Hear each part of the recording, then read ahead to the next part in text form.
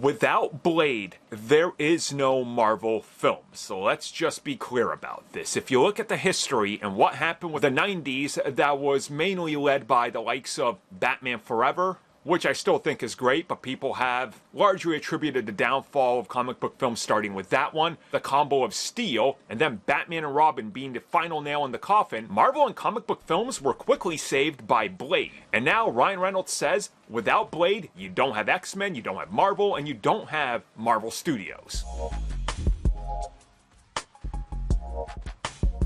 I personally think it's kind of crazy how people always overlook Blade when it comes to Marvel and Marvel films. You know, many people I talk to, I'll mention, hey, remember old comic book films? And they'll talk about, oh, I love the X-Men and Spider-Man saved Marvel. But it's like, well, yeah, Spider-Man did, but Spider-Man came after X-Men, and X-Men came 2 years after Blade.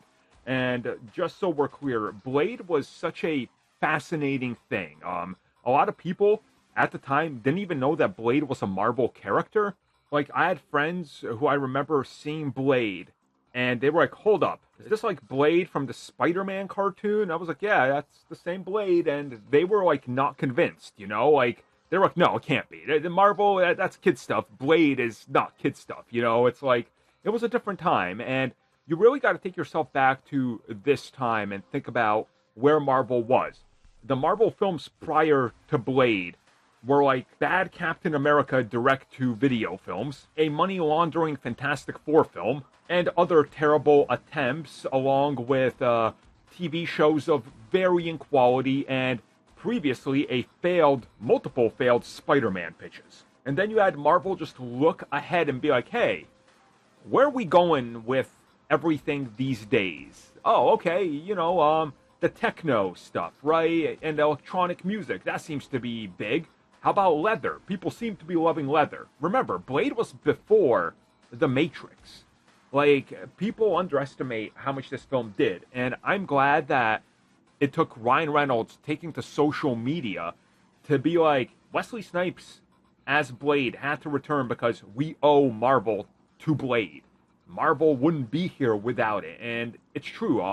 You know, look back at the history, and it's the success of this film that led to Marvel being like, look, we can license out more IPs and more characters to various studios, from Thor to Iron Man to Captain America to whoever, right? They licensed them all out just to stay afloat so they could keep making comics, with the inevitable idea of someday we think we're going to be able to stand on our own and make some stuff by ourselves. And you fast forward 8 years later, and here comes Marvel Studios, off the backbone of what Blade did.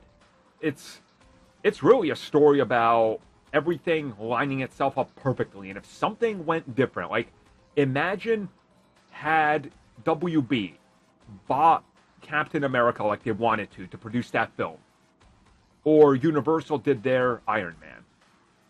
There's no Marvel.